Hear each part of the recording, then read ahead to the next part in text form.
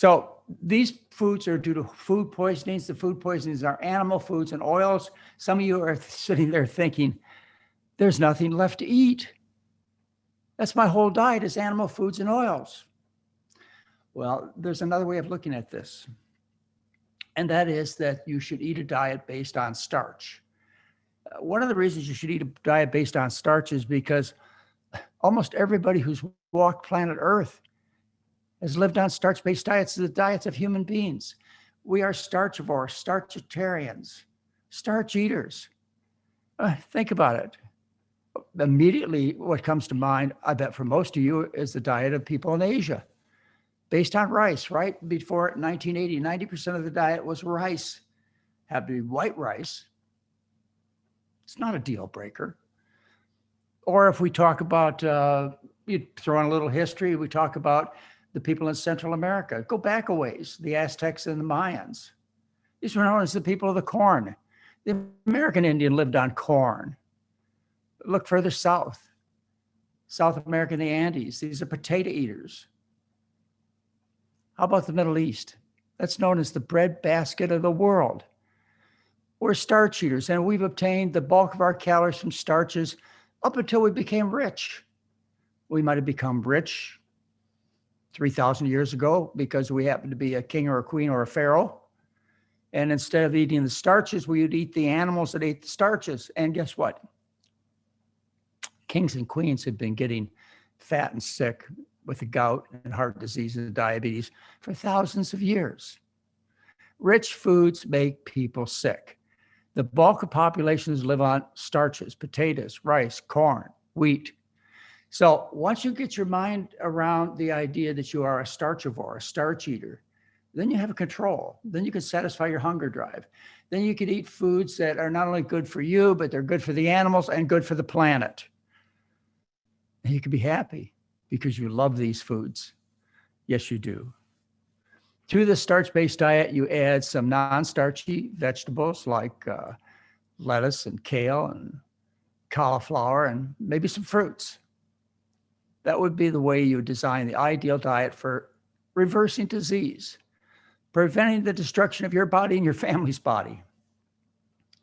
That's a diet also that we're going to use to change planet Earth around and save our home.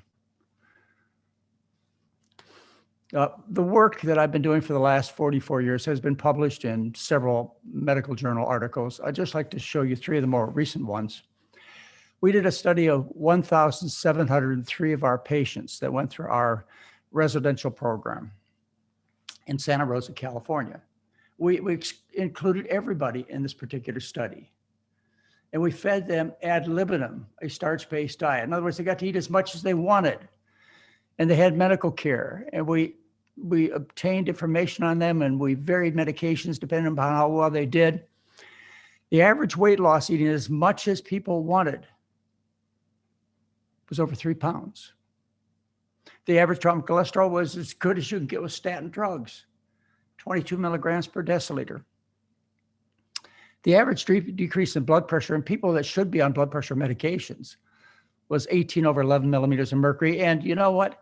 We got nearly 90% of people to reduce or stop their medications, in particular medications to use to treat high blood pressure and diabetes.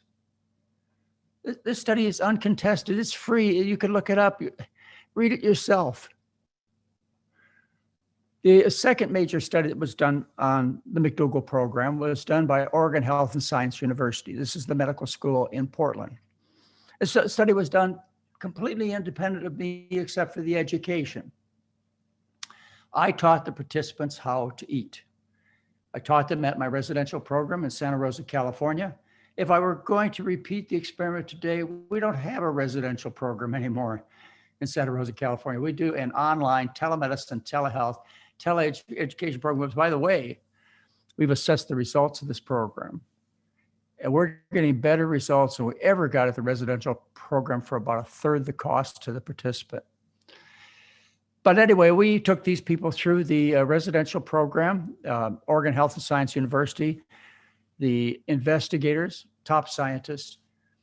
They collected the data, they picked the patients, they followed up on the patients, they uh, did all of the follow-up evaluation of their laboratory tests, and they wrote the scientific paper.